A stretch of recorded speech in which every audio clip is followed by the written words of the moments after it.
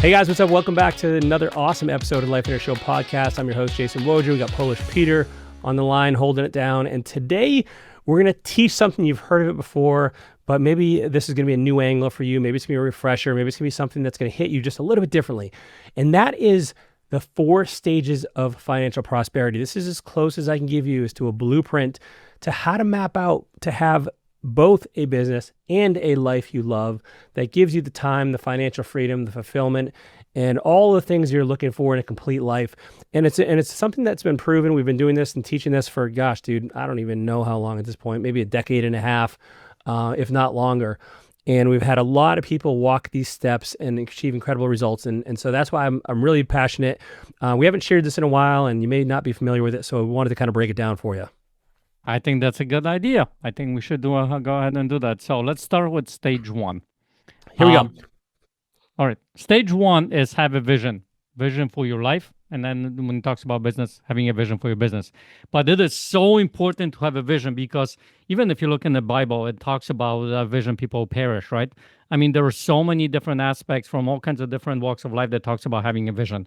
But nobody ever tells us to have a vision for our life. Like, I didn't know this when I first came into this, started looking at those kind of things. So looking from that perspective, what does my life look like? You have to be very clear and write in the present tense of what you do want your life to look like from all kinds of different aspects of your life. We're talking about relationships. We're talking about health. We're talking about spiritual, your wants, your needs, your regrets, all kinds of different things like that. And it is so important because that gives you that direction to where we are going.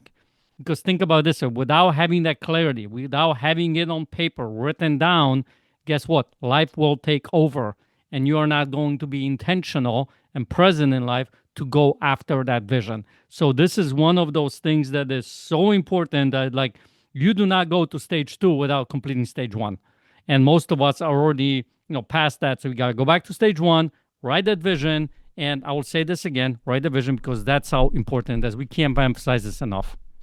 Well, I'll tell you, this is the one that everybody wants to skip because it doesn't have dollar signs assigned to it. It feels kind of fluffy. It feels like, oh, I kind of already know what I want my life to look like. Let me tell you, we have people come to our getaway every single event, and they tell us those same words, and by the end, they have a completely different version of what they thought they wanted their life to look like. And now it's been crystallized. Some of the things are accurate. Some of the things are exactly the same as they thought, but many, many things are either different or have more granularity that gives them the clarity and the steps of how do I actually live this? Because a vision really, it's a future forward picture of the life you want to live in each different area that's important to you. So it includes your dreams, your goals, your aspirations, what you want to do, what you want to see, what you want to experience, who you want to be, all of these things in one document. And the reason why you need this is because if you think of this is universal. In order to hit any goal, you have to know what that goal is. I don't care if you're shooting hoops, you have a blindfold on, it's going to be a whole lot more difficult to sink that basket. If you want to, write a book, it's going to be a whole lot more difficult if your laptop screen is closed and you just have a keyboard. You need to see in front of you and reflect on regularly what it is you're after. And this is that chance. This is that tool to help you do that. Yeah, and I will tell you this, I've been on both sides of it, and with the vision, it becomes a lot simpler to achieve your life. So, can't emphasize enough, stage 1, right? Don't skip it. And by the way, it does not have to be perfect because I think a lot of people get stopped. You're not going to laminate this vision. It's a living, breathing document. So that you write whatever you have at this point as you're going on this journey. You're going to adjust it. You're going to maybe clarify a little bit more, but you got to start putting something on paper. So that's stage 1. Yeah. Wojcik, why don't you enlighten them on stage 2? Oh, man. Stage 2 is not my favorite, but it is, again, part of this progression. And by the way, the reason why these are stages is because they are meant to be taken in order. They are not meant to be skipped around. You can't jump around. You can't do a little this, little that. They're meant to be followed sequentially. So stage 2 is meeting your financial needs. These are the financial needs of your life, of your lifestyle. And this means that this is the amount of money I need to make every month to both cover my costs and live my vision. Now, here's where it gets interesting. The simpler you can keep your life, the easier it is for you to make an excess of that, which, by the way, a little small hint, that may be related to the next step of these 4 stages. And so the less expenses you have, the easier it is to get ahead. Yeah, so some people go and cut their expenses, but here's the important thing that that I don't want you guys overlooked. As you're going through stage 1, writing that vision, and now looking at this particular stage 2, what's really important to know, what is it going to cost me to live that vision? Like the number for what's going to cost you to live that vision, how much time you're going to want to spend in that vision, because that's going to give you the number of, how many hours do I need to work in order to make that vision come to fruition, right? So maybe you got 20 hours of work and you're going to have to make $500,000 a year to live that vision, but you have those numbers. And now you look at the second number is this, where you at right now? So you can figure out what that gap is. And that's when you're going to see the stage 2 of what does that look like to figure out what that gap is. So as Vojo's talking about this, he's talking about the less expenses you have, the simpler your life is, the simpler it is for you to move across these stages. You know what I mean? So I think those 2 things are very important, to know the number of what's going to cost you. Actually know what your number is right now, because most people don't really know what their current financial number is. Like, what's their budget, or we call it financial plan, kind of a freedom plan kind of a thing, and getting clear on that. Actually sitting down, look at your numbers, look at your bank accounts. How much am I spending a month? How much does it cost me to live my life? And knowing this, because that's going to give you power to be able to go through these stages. And by the way, I definitely am not going to tell you how to live your life, but I will tell you that if you are, and everyone has a different level of urgency. Some people are like, hey, I'm going to kind of, just try to make more money and break through stage 2 that way. And that's great. I encourage you to do that. But if you want to move the fastest, you're going to make more money and cut your costs. And one real big reason for this is because the quicker you can get through this and the lower your personal expenses, the more you can actually invest into your business, especially in its startup phases with minimal risk. Like, so if you, let's say you have, 30 grand of savings, but your monthly expenses are $5,000 a month. Well, you have 6 months of a runway there. But if your expenses are $3,000 a month, you have 10 months of a runway before you can get. So it gives you it gives you some more confidence and time to make things work. And if you've listened to a recent episode that Peter and I just did, like it's always harder and takes longer than you think it's gonna if you're getting a business going or trying to make that next move. And so it really gives you a lot of freedom and confidence when you do that. And now, what if you're going to cut things? Like, it's up to you completely as to what that looks like. Maybe you don't cut anything, or maybe you're going to downgrade the new F-150 and get a used Civic. I mean, I don't know. Like, you get to decide these decisions. That's the beauty of it, and you get to choose your own adventure. So you give it some thought, though. Like, you really give it some thought, because at the very least, get a good feel on your numbers so you know where you're positioned from, instead of just kind of winging it. The last thing you want to do is just look at like your bank account balance every month and figure out that's your margin, because that's a really inaccurate way to kind of run your life. And my encouragement to you would be to consider your personal finances almost like a business. And if you were running a business and you had this kind of like haphazard way of tracking finances, you may struggle a little bit. Yeah, and it's up to you to figure out how much you want to cut and all those kinds of things. Some people do it drastic. Like, look, Vojo at one point decided he's no longer going to grow hair, so he can save money on the hair products. Dude, no shampoo, no hairdresser appointments. So look, how much he cut back on that. But so all seriousness, like, we had a couple at one of our events that after they came in, then they had a bunch of debt, credit card debt and regular debt, house debt kind of stuff. And what they did is afterwards they end up leaving. They sold their house. They really went drastic kind of a thing because they wanted to get out of this. Sold their house, paid off the debt, and for the next, I think, 2 or 3 months, they lived in a hotel, I think. And then bro helped them to get to, the foundation and get back on their feet kind of a thing, you know what I mean? Yep. So it's up to you. Don't have to go that extreme. You might cut back a little bit, but, you're going to see how fast I'm going to get out of the stage 2, basically, based on that. Yep. So that's stage 2. One last contributor to stage 2 is how much debt you have. So for instance, like maybe your living expenses are only $3,000 a month if you had no debt, but you have car loans, personal loans, credit cards, everything else, and now you need to make $5,000 a month. Well, my encouragement to you would be to really take a hard look at paying those off. Certainly, consumer debt needs to go first. The thought of paying 18 or 20% interest to someone is absurd. And so do not let that swallow your life because the borrower is slave to the lender. And so I'd encourage you to really pay that stuff off as quickly as you can. Personally speaking, I've had a lot of personal debt in the past, and I will never go back to that. Not interested. And, it just decreases how much money I need to make every month, it just feels good. It just gives you a sense of security when you don't owe anybody anything. So I'd encourage you to do that. So now, Stage 3. Yeah, stage 3. Now this is the natural outflow. It's the result of simplifying, making more money ideally, and also cutting expenses, which is now you have margin. Now you have excess. You are making and saving. And this is important. We're saving money over and above beyond what we need to live on. Now, when I say saving, I don't mean you have to save it, although I certainly recommend everybody has an emergency fund of 6 months, maybe started off with 3 months, but ideally 6 to 12 months of expenses.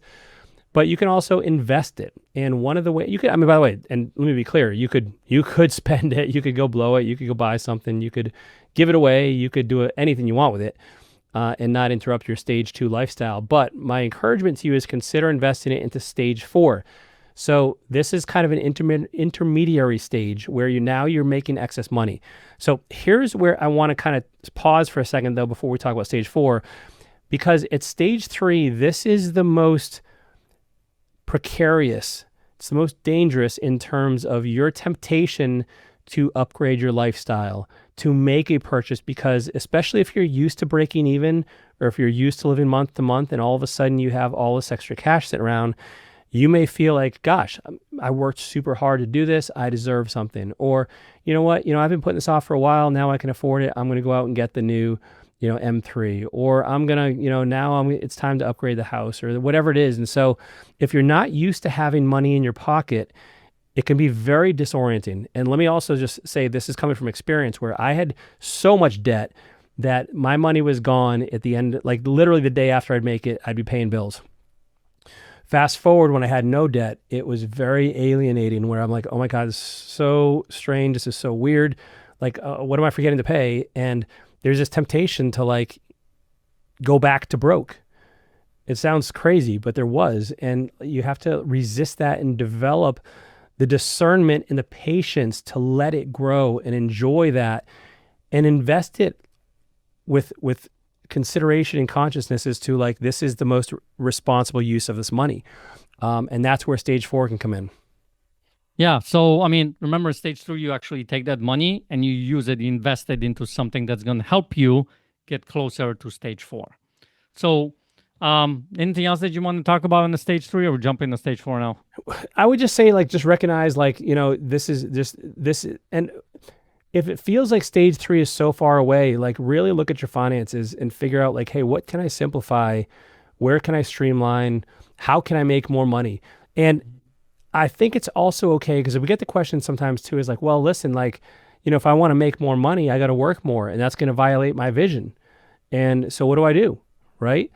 Yeah. I will tell you this, there are busy seasons to life and business that are unavoidable. And maybe that is a temporary thing that you have to kind of consider. But I will tell you, if you don't want to find yourself there long term, but if you need a little nudge to push yourself through, so for instance, back when I used to compete in bodybuilding, I'd be doing, let's say, a half-hour cardio every day before a contest. And let's say, there's 2 weeks or 3 weeks out where I'm behind, or I got to tighten it up an extra amount. You know what? I might have to do 45 minutes or an hour a day. And it is what it is. And it's just a short-term sprint. It's not meant to be a marathon. If you're a year into this still working hard, there's something wrong. But it could be a season of busyness for you to get to that stage of excess, in which I'd encourage you to kind of consider maybe being worth it, but it's a personal choice.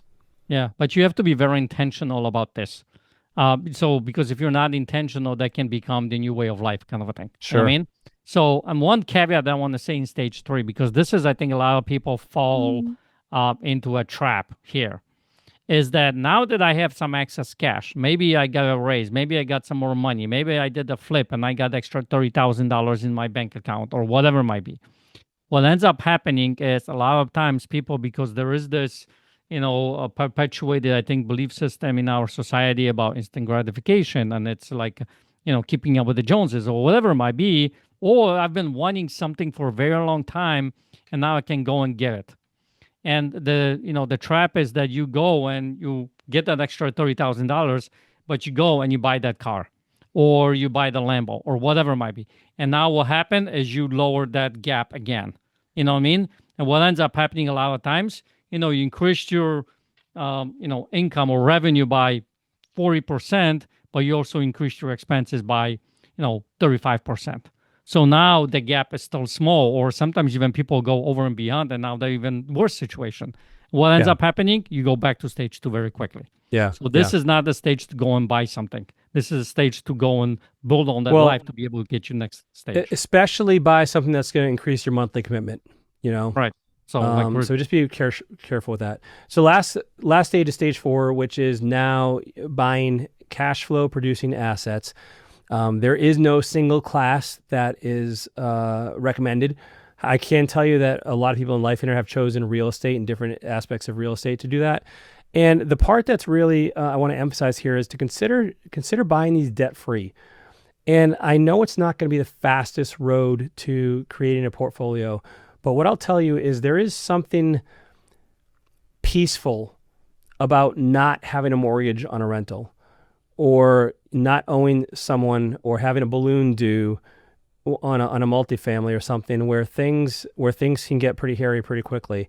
And so, and I'm not going to say it's going to happen overnight, but if you're able to generate an excess of cash in stage 3, depending on your market, you may be able to buy a rental property every couple of years. Depends on the excess. Again, it depends on how much you're spending in your lifestyle and how much extra you're generating. And so just consider making these investments debt free. You don't have to, and there's plenty of Life Inners who use debt too. If you are going to use debt, you just got to make the realization that now you have a pressure to perform, and you've got to make this thing work. If you're going to take on debt, I'd encourage you, my personal perspective is take on as little debt as you can. I would not recommend a 100% loan, or even, maybe an 80, if you can go even 80-20, I'm not crazy about. Maybe it's a 50-50 or something where you have a lot of equity built in, that you're just safe, right? And so that you feel, and at the end of the day, just realize whatever asset you choose, it's not just about the return and the gross margins from that, but it's the emotional margins that you're creating in your life, because having a rental portfolio can be stressful for some people, and maybe that's not the right vehicle for you. If you're going to lose sleep over your portfolio or whatever it is, assets that you're investing in, I'd encourage you to kind of step back and consider if this is right for you, because there's other ways it might feel better for you, that might fit your vision more appropriately, and that'll leave you with more sleep than less. Yeah. So remember, in the stage 4, the whole goal is take those assets, the recurring income that's coming over there, to replace your stage 2 expenses.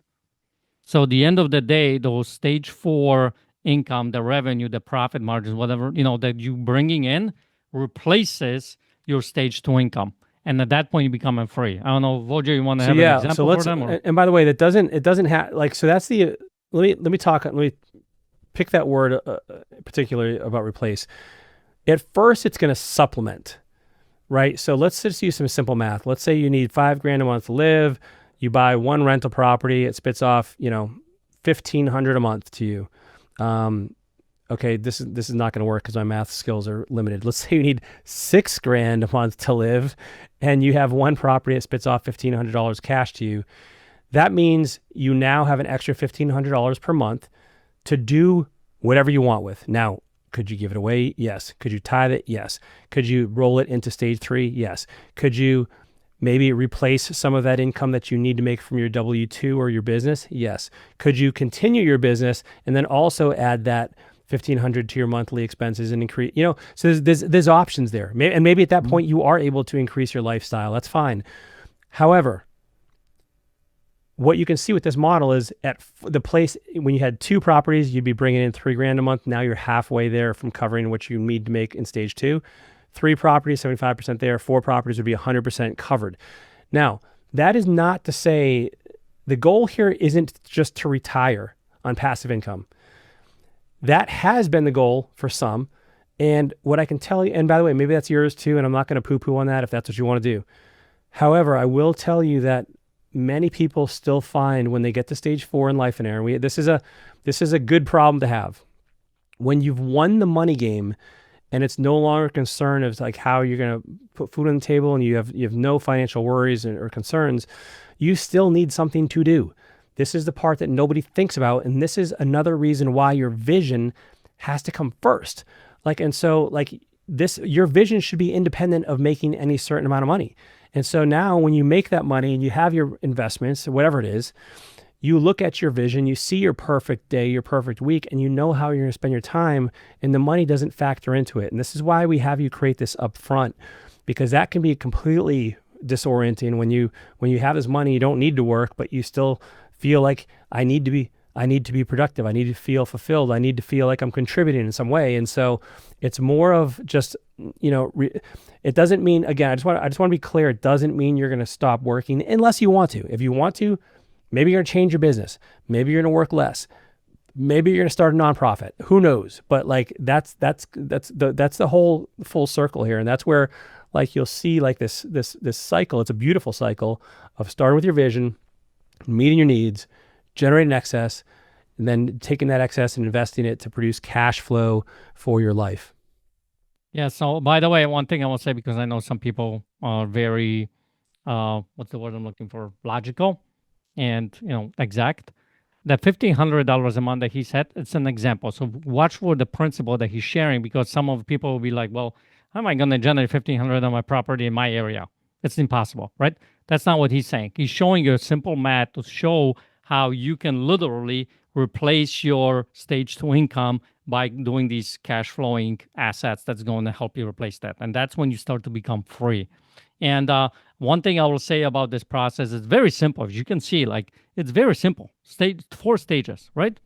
It's not easy, you know what I mean? So you're going to have to work through a lot of this thing.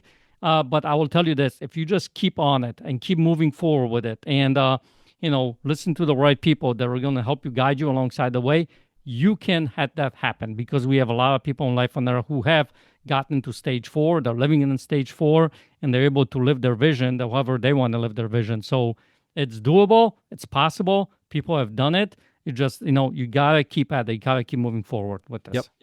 Hope it's invaluable for you guys. If you want to discuss more about these stages, come join us in our Facebook group. It is just in the URL. If you're listening, we'll put it in the show notes as well. But if you are listening, the URL is, sorry, that's not the right one. Dude, I should have had this pulled up in advance. Man, see, sometimes it's just look. Well, I wouldn't even say looks, because I don't think looks matter here in this particular podcast with you. But I would say brains are not the thing that you're going on over there, man. So I don't know. Where are you going to fall back? Looks, brains, there's neither one works for you. Okay, so it's facebook.com/groups/Life and Air. We'll put it in the show notes as well. Come join us, join the conversation. We'd love to see you in there. All right, guys, take care. We will see you next week.